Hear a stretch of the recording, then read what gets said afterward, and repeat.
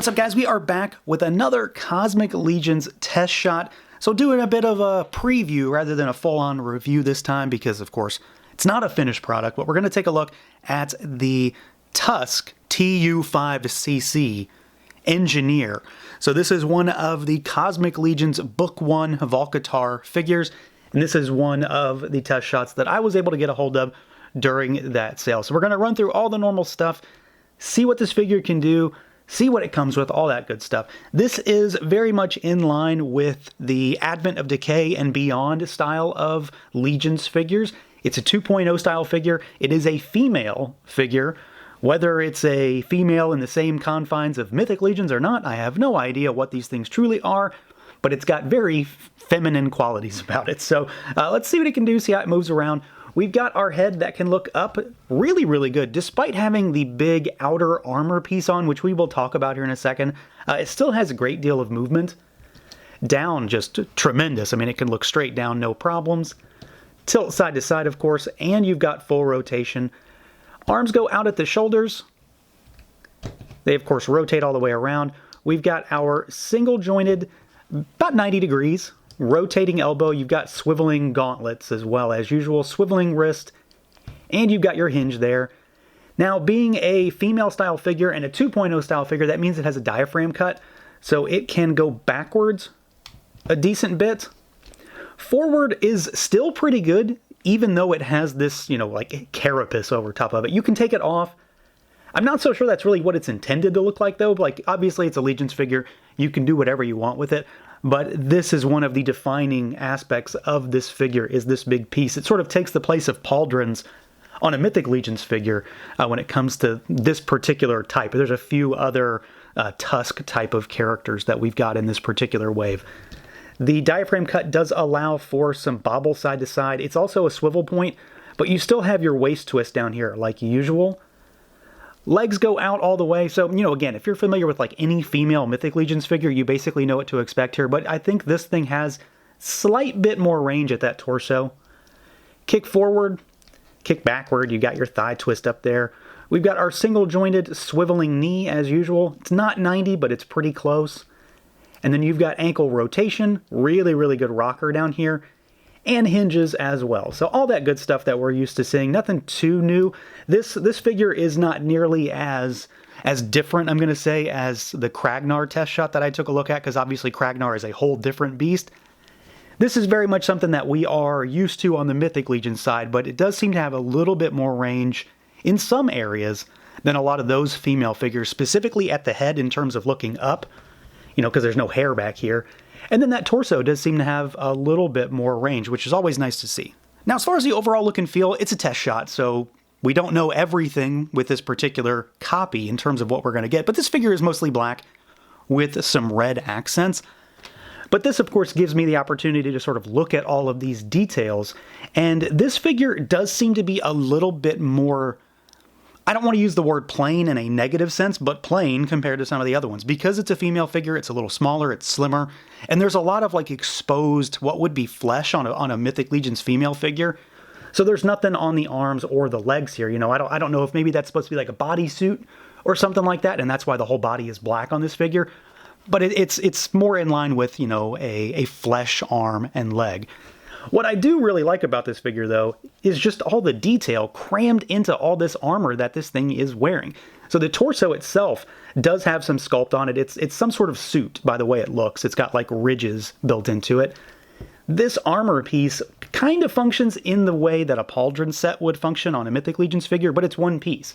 And it's sort of this chunk that comes down over top of it, and there are two holes in the back, and this pegs back in there. So you do have to sort of figure it out. I felt like it was a little bit difficult to get this thing on this figure at first, but once I sort of realized how to do it, it works okay. It does still feel like it's kind of hard to clasp this thing on top, and it may just be down to the fact this little carapace, this armor piece, is kind of rigid plastic when it comes to it. It doesn't really want to flex, at least on this copy. There is, however, just tons of detail all over this thing, even on the underside of the boots. I mean, like, look at all that. There's just tons of detail crammed into there. They didn't have to do that, but I'm really happy that they did. It's the small things that make this line stand out. So these gauntlets, the belts, Even the back of the belt, covered in pouches, very Rob Liefeld type situation here. Pouches everywhere. The knee armor, the shin armor is covered in detail. The gauntlets look good. We've got these little holes that are all over the figure too. Those are for some little pegs that we'll talk about here in a minute that attach different accessories or different little bits and bobs that go on this figure. So we'll talk about those when we talk about what this figure comes with.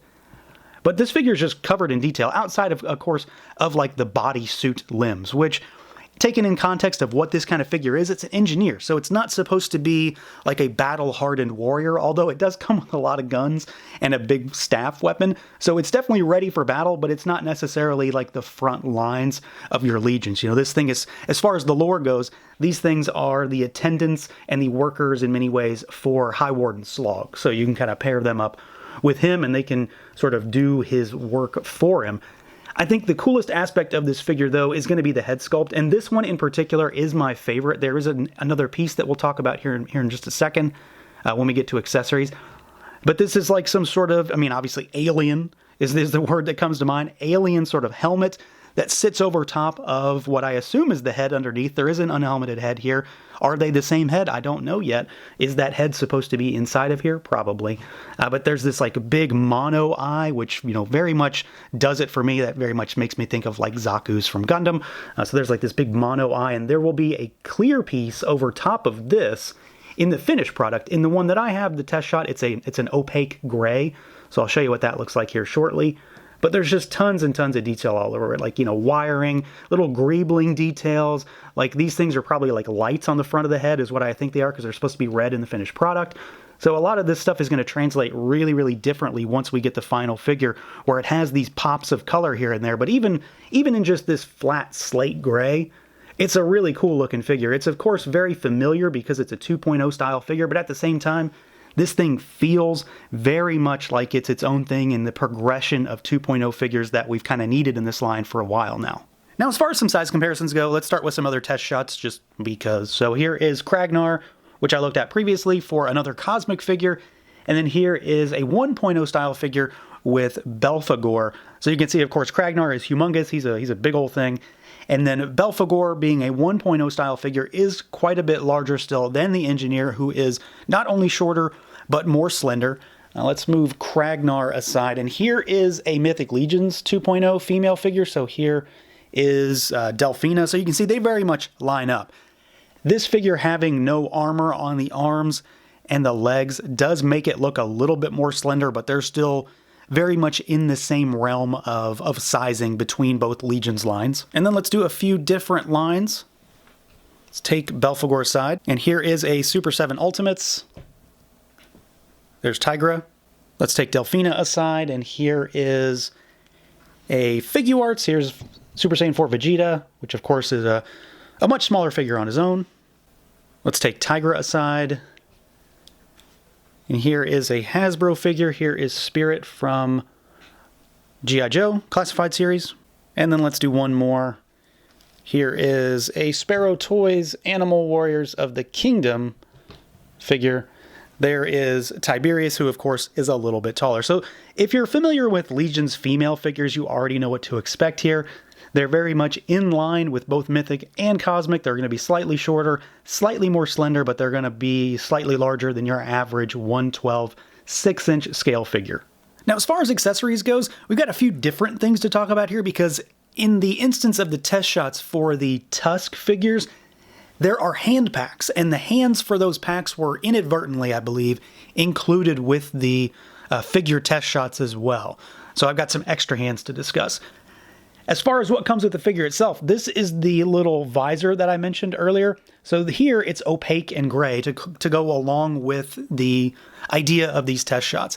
It's going to be red and translucent to see all the inner workings on the finished figure. We do, of course, get an alternate head sculpt. And this is very like uniquely alien looking. It's got an elongated skull, tons and tons of details. There's these big sockets on front of the head that I'm not even sure contain eyes. But lots of detail, tons and tons of sculpt all over this thing. Again, it's going to be fully painted and we'll get to see all those details sort of brought to life. But there's a lot going on there with that particular head sculpt. And then this thing does have a few weapons, and there's a few different ways to actually go about using them. So we've got two of these little wrist-mounted blasters that peg into the holes that I mentioned earlier. So there's two of those, and they can peg into either side.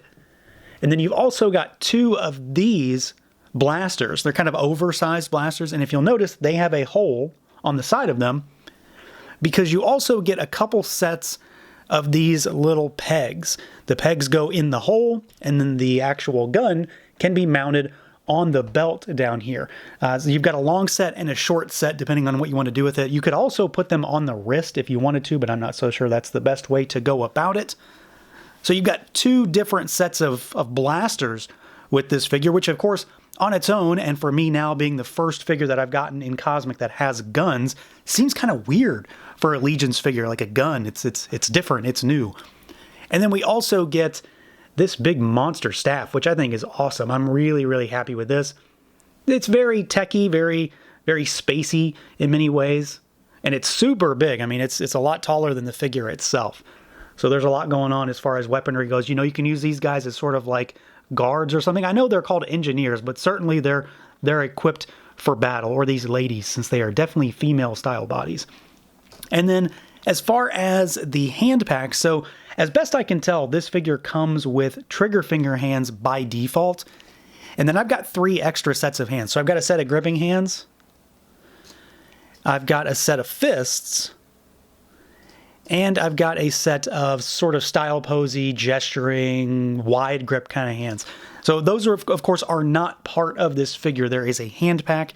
They just happen to have been included with the test shot situation. So at face value, still a decent number of accessories. I mean, you've got an alternate head, you've got 2 wrist-mounted lasers, you've got 2 handheld guns, and we've got the big old staff, which is probably my favorite accessory, although just the novelty of getting guns with Legions figures that are definitely going to work across the board is kind of fun as well. So a lot of cool stuff with this one, just to beef it up however you want, whatever you plan on doing with your quote-unquote engineers. So yeah, I mean, just like with Kragnar, if I wasn't already super excited with these figures, you know, not even having them yet, super excited to get these figures, I'd be over the moon excited at this point, because getting to play around with these test shots is a whole different situation when you're still waiting for the finished product. I know what to expect now. I know what this particular figure is going to offer. It's very familiar territory because, of course, it is that 2.0 style body, but it's still brand new, and now I can't wait to see what it looks like with all the paint on it. It's got a great sculpt, tons and tons of detail, it moves really well. I'm still certain there's a little bit more range than we're used to seeing on 2.0 bodies here, and it comes with a really solid array of accessories. I love that alternate head sculpt. It's weird and very just kind of nasty alien looking, but I think I kind of prefer the helmeted one at this point because it just looks cool. So that's going to do it for this look at the Cosmic Legion's Tusk Engineer test shot. Let me know what you guys think. Feel free to like, comment, subscribe, and share, and until next time.